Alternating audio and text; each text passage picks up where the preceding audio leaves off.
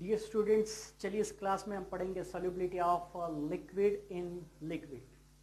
सो यहाँ पे डायरेक्टली हम जैसे कि solubility of gas in liquid में हेनरीज लॉ पढ़े हैं, यहाँ पे हम पढ़ेंगे राउट्स लॉ।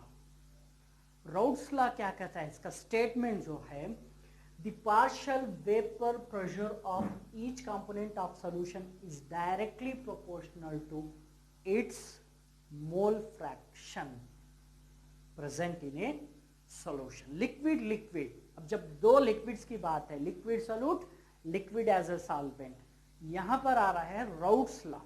राउट्स लॉ ये बोल रहा है कि पार्शियल वेपर प्रेशर उस पर्टिकुलर एक लिक्विड पे, कंपोनेंट पे, the solution is made from two component यहाँ पे, सो दोनों कंपोनेंट लिक्विड है, सो उसमें से एक लिक्विड का जो पार्शियल वेपर प्रेशर है उसके ऊपर, सो उस वो जो है वो directly proportional to mole fraction बोल रहा है, मोल फ्रैक्शन के ऊपर डायरेक्टली प्रोपोर्शनल है। ओके, लिक्विड लिक्विड के बारे में यहाँ पे दो कंपोनेंट है, दो कंपोनेंट में हर component, the partial vapour pressure of each component in that solution is directly proportional to its mole fraction present in a solution, its mole fraction present in a solution बोल के बोल रहा हूं। अभी मोल फ्रैक्शन के ऊपर डिपेंड है बोले तो चलिए दो कंपोनेंट लेंगे, ए और बी।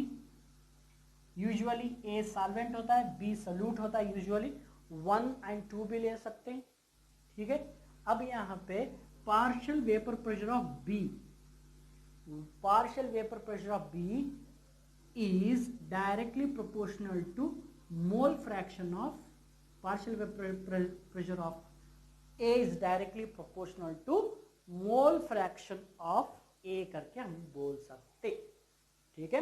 उसी तरह partial vapor pressure of B is directly proportional to mole fraction of B। जो सिंबल है मोल फ्रैक्शन का है, X नहीं है, मोल फ्रैक्शन का सिंबल है, CHI, ची बोलते हैं इसको, मोल फ्रैक्शन का सिंबल है। Partial vapour pressure of A is directly proportional to mole fraction of A. उसी तरह partial pressure of B, component B solute होता है, is directly proportional to mole fraction of B. इसको और लिखेंगे तो हम यहाँ पे हो गए P A, partial vapour pressure of component A that is solvent is equals to PA naught into mole fraction of A. Partial vapor pressure of that component equals to vapor pressure of that component in pure form, pure partial vapor pressure करके बोल सकते हैं, into mole fraction of A. This is in solution, this is in pure form, okay। उसी तरह partial vapor pressure of B, that is solute, is equals to PB naught into mole fraction of B, mole fraction of B। यहाँ पे the partial vapor pressure of component B in this solution is equals to the partial pressure of component B in pure form into mole fraction of B, ठीक है। सो उसी तरह Dalton's law से एक solution to component से बना, vapour pressure of that solution is equals to PA plus PB, sum of the vapour pressure of all the component present in a solution. Pressure of that solution equals to partial vapour pressure of component A plus partial pressure of component B. ये हो गया Raoult's law. ये सब जो information है ये routes law से मिलता है। स्टेटमेंट ये है, मैथमेटिकल एक्सप्रेशंस ये है, if total pressure of the solution equals to sum of the partial pressure of the all the component present in the solution. ये हो गया राउट्स लॉ। अभी राउट्स लॉ के बाद आइडियल सॉल्यूशंस की तरफ जाते हैं। लिक्विड इन लिक्विड में आइडियल सॉल्यूशंस आते हैं। आइडियल सॉल्यूशन नाम खुद बोल रहा है कि ये आइडियल है, किसकी को ओबे करता है, किसी के जैसा चलता है, वो किसको ओबे करता है, वो है Raoult's law. So ideal solutions are the solution which obeys Raoult's law, obeys Raoult's law.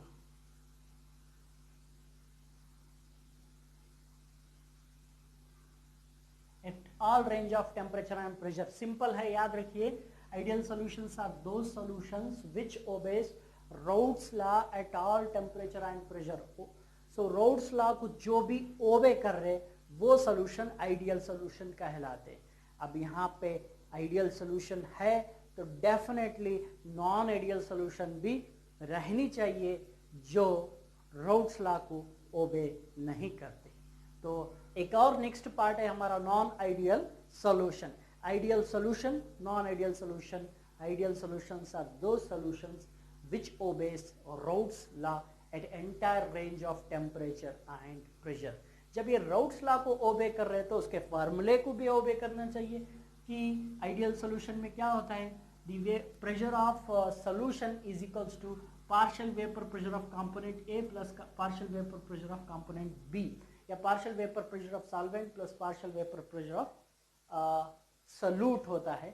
that will be equals to total pressure on that solution. Solution क्या प्रेशर होता है, क्योंकि आइडियल सॉल्यूशन यही बात बोलता है. तो ओबे Raoult's Raoult's लॉ यही बोलता है. ये ओबे Raoult's लॉ को ओबे करते हैं आइडियल सॉल्यूशन, उसके साथ साथ ये फार्मूले को भी ओबे करते. चलिए अब तीसरा पॉइंट थोड़ा इंपॉर्टेंट पॉइंट है जिसके ऊपर अगले कॉन्सेप्ट डिपेंड करते हैं. तीसरा पॉइंट क्या है? The interaction between A B. यहां पे ए क्या है, बी क्या है, फिर से यहां पे एक बार मैं लिख देता हूं. हम ए को एज सॉल्वेंट बोल के ले रहे हैं, बी को सॉल्यूट बोलकर ले रहे हैं. Okay. The interaction between A B is same as A and B B. एक और वर्ड में बोल देता हूं. The interaction between solvent solute is same as the interaction between solvent and solute. क्यों? अभी यहाँ पे इंटरेक्शन बोले तो क्या, ये थोड़ा समझ में नहीं आता. जैसे सॉल्वेंट और सॉल्यूट के बीच में जिस तरह का इंटरेक्शन है उसी तरह का इंटरेक्शन ये सॉल्यूशन होने से पहले सॉल्वेंट के बीच में था, सॉल्यूट के बीच में था. उसी तरह का इंटरेक्शन सॉल्वेंट और सॉल्यूट के बीच में है इन आइडियल सॉल्यूशन. ठीक है. तो एक एग्जांपल लेंगे हम. क्या एग्जांपल है? चलिए, आप स्टूडेंट्स है, क्लासरूम में है, आपके एक लेक्चरर नहीं है, तो आपको हम बोलेंगे कि सॉल्यूट बोलेंगे. आप एक स्टूडेंट्स, एक और स्टूडेंट्स, पार्टिकल्स हो गए उसके, सॉल्यूट के पार्टिकल्स. तो आपके बीच में एक तरह का इंटरेक्शन है. उस इंटरेक्शन को मैं नाम दूंगा सॉल्यूट इंटरेक्शन. आप कुछ हंसी मजाक करते हैं, एक दूसरे को ढकलते हैं, एक दूसरे को मारते हैं, वगैरह वगैरह. Those all are your interaction, solute interaction. ठीक है. सो मैं अभी सॉल्वेंट हूँ, मेरे साथ और भी स्टाफ है, वो एक ऑफिस रूम में बैठे रहते हैं, हम सब एक जगह पे रहते हैं क्लास के बाद. तो हमारे बीच में एक इंटरेक्शन होता है, वो है सॉल्वेंट का इंटरेक्शन. चलिए, हम भी मजाक करते हैं या हम भी कुछ बात करते हैं, कुछ भी टाइम पास करते हैं, कुछ भी हो सकता है. That interaction is called as solvent interaction. ठीक है. आपके बीच में जो इंटरेक्शन है सॉल्यूट इंटरेक्शन, जो हमारे बीच में इंटरेक्शन है सॉल्वेंट इंटरेक्शन. अब हम या मैं जब आपके सामने क्लासरूम में आऊंगा तो ये हो गया सॉल्यूशन, सॉल्वेंट सॉल्यूट. आप सॉल्यूट, मैं सॉल्वेंट सॉल्यूट इंटरेक्शन. क्या जो आपके बीच में इंटरेक्शन था और हमारे बीच में इंटरेक्शन था, वही इंटरेक्शन आपका अगर हमारा है तो वो आइडियल सॉल्यूशन कहलाता. जैसे कि आप कुछ मजाक कर रहे थे, हम भी कुछ मजाक करते थे, अगर हम भी आपके सामने आके वही तरह का मजाक कर रहे, उसी तरह फ्रीली फ्रेंडली रहे, जैसे आप अपने फ्रेंड्स के साथ रहते थे, हम हमारे स्टाफ्स के साथ रहते थे, उसी तरह का मजाक है, तो वो हो जाता the interaction between A B is same as A and B B. ठीक है. सो आप समझिए, ऐसा नहीं है सर इंटरेक्शन कुछ अलग है, हम मजाक करते रहते, आप भी मजाक करते, लेकिन आप जब हमारे पास आते हम सीरियस से बैठते, हमारे पास मजाक नहीं रहता, हम आपको मजाक नहीं करते, हम आपके रेस्पेक्ट करते, सीरियस से बैठते. आपके साथ हमारा जो इंटरेक्शन है अलग है, तो वो आइडियल सॉल्यूशन में नहीं आता. the interaction between AB is same as AA and BB. That is called as ideal solution. In ideal solution, यहाँ पे carefully observe करिए, बहुत beautiful concept यहाँ पर आ रहे हैं आपको कि the interaction between solvent solute is same as interaction between solvent and solute solute. Okay, so फिर से एक और एग्जांपल आप देखे होंगे, जब एसिड वाटर में डालते हैं तो क्या होता है, जब एसिड वाटर में डालते हैं तो उन दोनों के बीच में कुछ रिएक्शन होता है, इंटरेक्शन होता है. वाटर जो है एग्जांपल सल्फ्यूरिक एसिड के लिए सल्फ्यूरिक एसिड को इफेक्टिव करता है. Okay, great affinity towards sulphuric acid है वाटर. तो जैसे सल्फ्यूरिक एसिड आता है पूरे वाटर उसके ऊपर टूट पड़ते हैं. ओके, मिलने के लिए, रिएक्ट होने के लिए. अब देखे होंगे एसिड जैसे डालते कुछ धुआं आता है, एनर्जी निकलती है, गर्म होता है, ऑल दोस थिंग्स. वही एसिड में डालिए, कुछ तो हो रहा है, नहीं हो रहा, उनका इंटरेक्शन अलग है. वाटर डालिए, कुछ भी नहीं हो रहा. लेकिन क्यों, जब एसिड वाटर में डाले तो क्यों इंटरेक्शन बदल गया. वहां पे क्या है, the interaction between AB is not same as AA and BB. ये कॉन्सेप्ट है. तो ये एसिड वाटर में जब डाल रहे हैं तो ये आइडियल सोल्यूशन नहीं है, ये नॉन आइडियल सोल्यूशन को आता है. ये राउट्स लॉ को ओबे नहीं करता है, ये राउट्स लॉ को ओबे नहीं करने वाले सॉल्यूशंस में से है. तो आइडियल सॉल्यूशंस वो है जो राउट्स लॉ को ओबे करते हैं. The interaction between solvent solute is same as solute and solvent. इसको याद रखिए. द इंटरेक्शन बिटवीन, इंटरेक्शन बोले तो अब यहाँ पे अट्रैक्शन भी हो सकता है, रिपल्शन भी हो सकता है, दोनों भी आ जाते हैं इंटरेक्शन. सो ठीक है, जैसे जैसे ये इंटरेक्शन होता है so delta H of mixing is equal to 0. Delta H of mixing in ideal solution, delta H of mixing is equal to 0. Delta means delta H means change in enthalpy. Change in enthalpy, H मतलब enthalpy. Mix करने के बाद change in enthalpy of mixing is 0 for ideal solution. 0 for ideal solution. Okay, 0 for ideal solution. यहाँ पे वही example लेंगे classroom का. जैसे आपका इंटरेक्शन है, हमारा इंटरेक्शन है, आपका और हमारा इंटरेक्शन भी वही है, तो वही आवाजें बाहर निकलेंगी क्लासरूम से जैसे सिर्फ स्टूडेंट्स रहे तो बाहर निकल रही थी. यूजुअली क्या होता है, अगर एक प्रिंसिपल है, कोई मैनेजमेंट वाले है, तो आवाजें ज्यादा आई क्लासरूम से तो क्या समझते, लेक्चरर वहां पे नहीं है. डेफिनेटली डाउट जाता है कि लेक्चरर वहां पे मौजूद नहीं है, इसीलिए स्टूडेंट्स आवाजें कर रहे हैं. सल्यूट जो है आवाजें कर रहे हैं, इंटरेक्शन ज्यादा कर. अगर लेक्चरर गया तो इंटरेक्शन, उनका जो आवाजें हैं वो कम हो जाती. ओके, ऐसा क्यों होता है, क्योंकि जब भी लेक्चरर जाता है तो इंटरेक्शन बदल जाता है. ओके, एनर्जी निकलना, आवाज निकलना. मैं यहाँ पे आवाज को एनर्जी बोल के बोल रहा हूँ.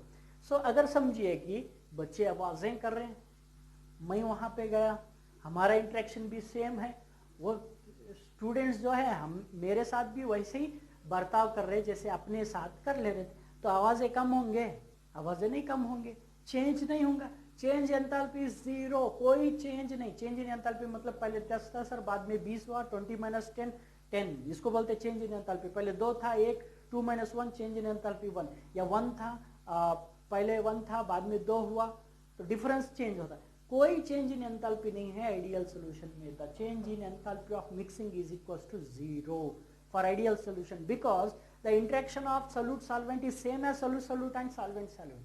कोई आवाजें कम नहीं होंगी, जो भी एनर्जी निकल रही थी वही एनर्जी निकलेगी. इंटरेक्शन चेंज नहीं है. अगर समझिए आप रेस्पेक्ट कर रहे हैं लेक्चरर्स के, पूरे स्टूडेंट्स, जैसे लेक्चरर अंदर आता तो आवाजें बंद होती, एनर्जी कम होती, एनर्जी चेंज होती. Change in enthalpy is not equal to 0, greater than 0 होता या लेस देन 0 होता. तो यहाँ पे change in enthalpy is equal to 0 for this ideal solution. तो ये सॉल्यूशंस में change in enthalpy equals to 0 होता है. याद रखिए. और भी बहुत सारे एग्जांपल है, अगर ऐसे एग्जांपल्स मेरे पास बहुत मौजूद है. अगर मैं ऐसे एग्जांपल्स लेते बैठूंगा तो आपका वीडियो जो है वो 10-15 मिनट का जाकर 30 मिनट हो जाता है एक ही कॉन्सेप्ट के लिए. इसीलिए चलिए आगे बढ़ूंगा मैं. So that is next DV of mixing. change in volume is equals to 0. change in volume is equals to 0. अब बात आ रही वैल्यूम की, क्योंकि यहाँ पे आइडियल सॉल्यूशन में the interaction between solute solvent is same as solute and solvent. ठीक है, वही क्लासरूम लीजिए, जो क्लासरूम में आप आवाजें कर रहे थे, आप दूर दूर बैठे थे, एक दूसरे से लड़ रहे थे, बहुत दूर दूर बैठे थे, आपका वैल्यूम है। उसी तरह हमारा भी कुछ वैल्यूम है। जब हम आपके साथ इंटरेक्शन करते वही इंटरेक्शन है तो आपका जो वैल्यूम है वो चेंज नहीं होता है। ठीक है, अगर इंटरेक्शन आपका हमारे साथ अलग है, जैसे आपका खुद आपके स्टूडेंट्स के साथ था, आपके फ्रेंड्स के साथ था, तो तब क्या होता, आप पूरे आकर एक जगह पे कलेक्टिवली सिस्टमेटिकली बैठ जाते हैं तो वैल्यूम कम होगा, वैल्यूम चेंज हो।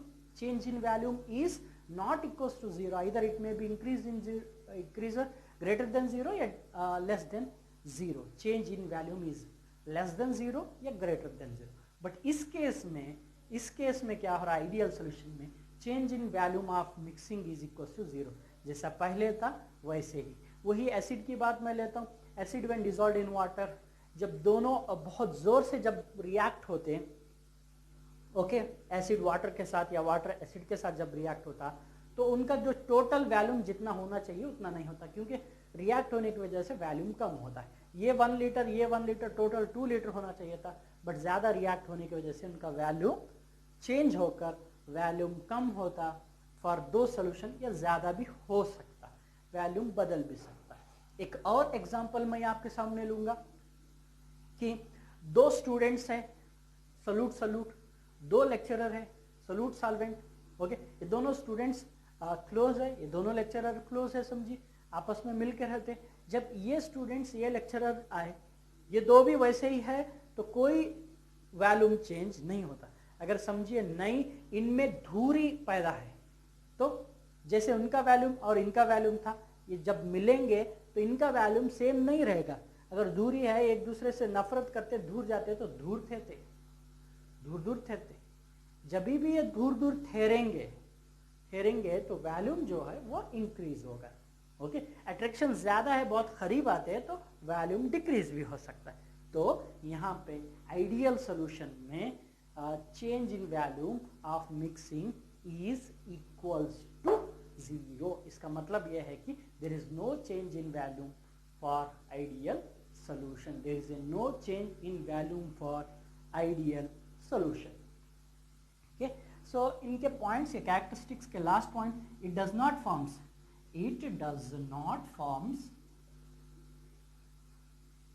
अजियोट्रोपिक मिक्सचर्स। ये अजियोट्रोपिक मिक्सचर्स फॉर्म नहीं करते। अजियोट्रोपिक मिक्सचर्स का डेफिनेशन आगे आएगा, तो इतना याद रखिए कि आइडियल सॉल्यूशंस अजियोट्रोपिक मिक्सचर्स फॉर्म नहीं करते। अजियोट्रोपिक मिक्सचर्स जो है ये फॉर्म नहीं करते। कौन? आइडियल सॉल्यूशंस अजियोट्रोपिक मिक्सचर्स फॉर्म नहीं करते। सो एग्जांपल आइडियल सॉल्यूशंस के लिए हम लेंगे कि एक एग्जांपल है benzene plus टॉलिन, mixture of benzene plus टॉलिन, दोनों लिक्विड हैं। Second one hexane and heptane, ये इनके लिए एग्जांपल है। आइडियल सॉल्यूशंस के लिए एग्जांपल हो गया कि benzene plus toluene, hexane plus heptane, these are ideal solution. So ये थोड़े कैरेक्टरिस्टिक्स थे आइडियल सॉल्यूशंस के, याद रखिए। ये कॉन्सेप्ट ज़रूरी है आपको एग्जाम्पल के साथ मैंने एक्सप्लेन करने की कोशिश किया। ओवेस-राउट्स law, P is equals to PA plus PB, interaction between solute-solvent is same as solvent-solvent and solute-solute. Delta H of mixing, enthalpy change is equals to 0, and change in volume is equals to 0. Okay, so it does not form azeotropic mixtures, and benzene toluene is the example. Okay, finally एक graph रहेगा आपके सामने for this ideal solution, वो graph भी आप देखेंगे।